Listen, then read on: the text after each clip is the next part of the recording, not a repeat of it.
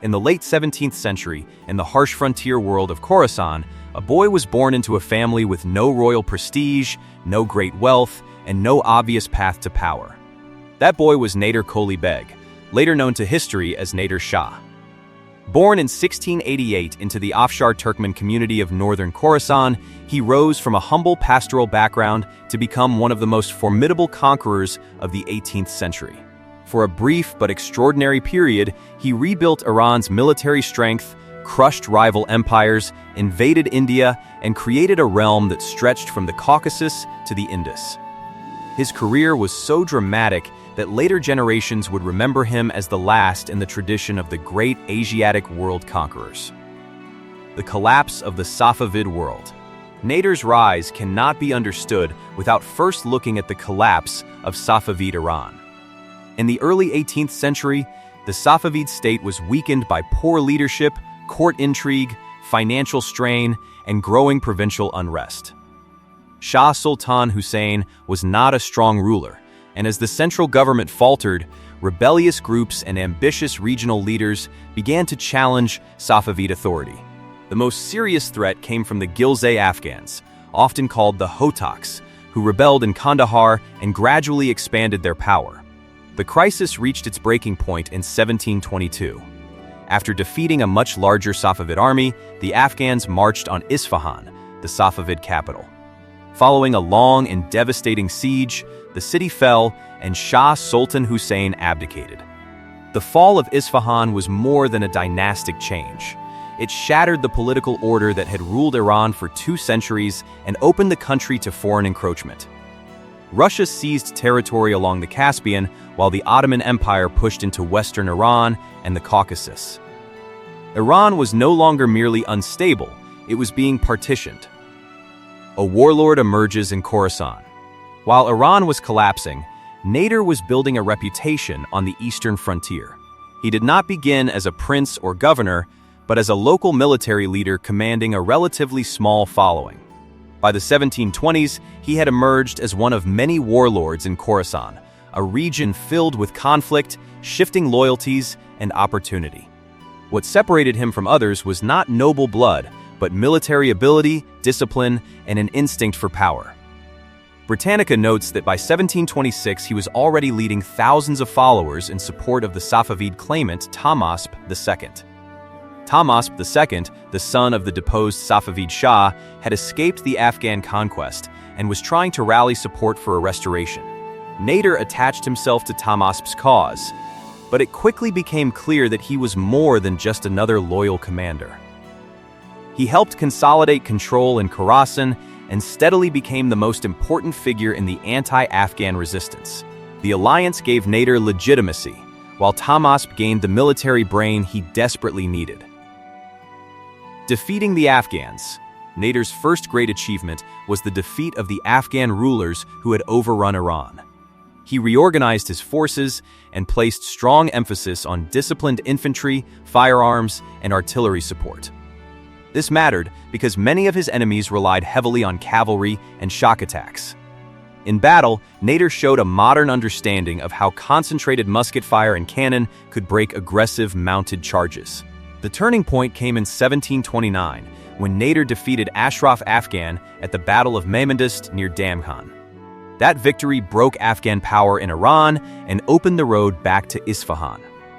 According to Encyclopedia Iranica, Nader's defeat of Ashraf marked the effective end of Afghan rule in Persia. Tahmasp II was restored, but everyone could see who had really saved the country. Nader had become the sword of the Safavid restoration, and soon its master. From kingmaker to king. Once the Afghan threat inside Iran had been crushed, Nader turned west against the Ottomans, who had taken advantage of Iran's weakness. He recovered important territories and proved himself against one of the most powerful military systems in the Islamic world. But his relationship with Tahmasp II deteriorated when the Shah led a failed campaign of his own and agreed to humiliating terms with the Ottomans. For Nader, this was the perfect opening.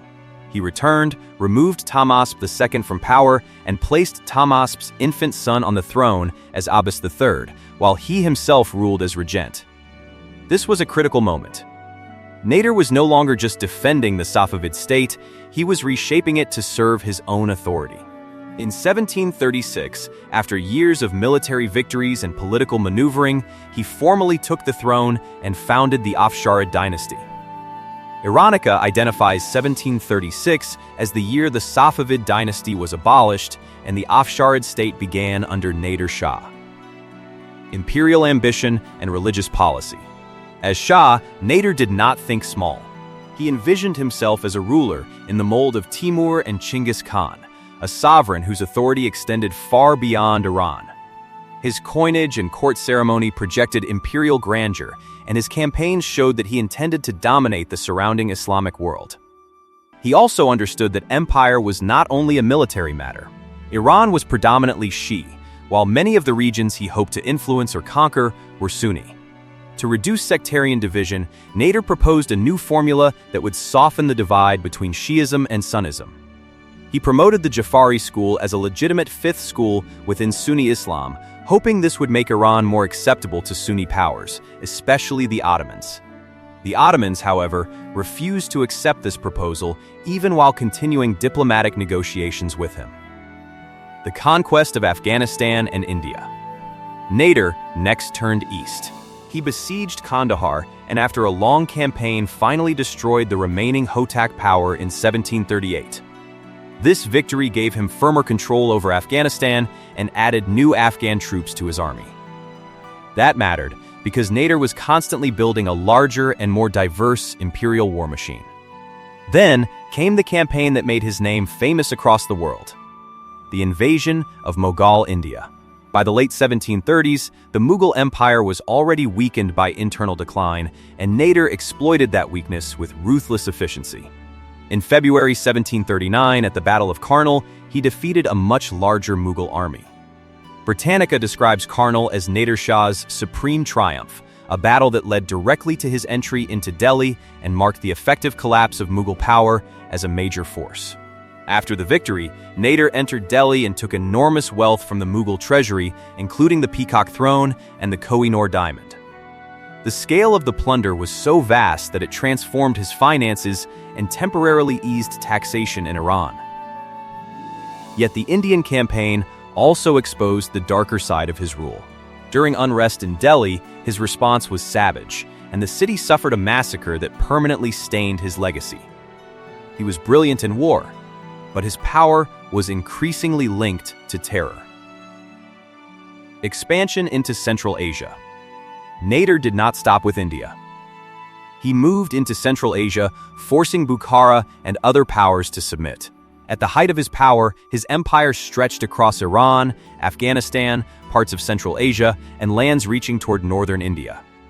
Iranica and Britannica both describe his realm as one that briefly covered a vast zone from the Caucasus and Caspian region to the Indus and beyond. This was the peak of his career. He had restored Iran's frontiers, defeated Afghans, humbled the Ottomans, broken the Mughals, and overawed Central Asian rulers. In purely military terms, few rulers of his era could match him. Decline, cruelty, and assassination. But conquest did not produce stability. As the years passed, Nader became harsher, more suspicious, and increasingly brutal. Heavy taxation, endless warfare, and repeated punishments exhausted the empire. Revolt spread. His earlier energy as a state builder gave way to paranoia and repression. Britannica notes that his cruelty became more pronounced with age, while Iranica describes the last years of his rule as chaotic and oppressive. In 1747, while trying to suppress rebellion in Khorasan, Nader Shah was assassinated by his own officers. With his death, the empire rapidly disintegrated. He had built it through personal force, and without him, it could not hold together. Successors fought over the remains, but none could reproduce his authority or his military genius. Nader Shah rose from nothing, rebuilt an empire, and reshaped Asia, only to fall by the same power that made him unstoppable. If you enjoyed this video, make sure to like and subscribe.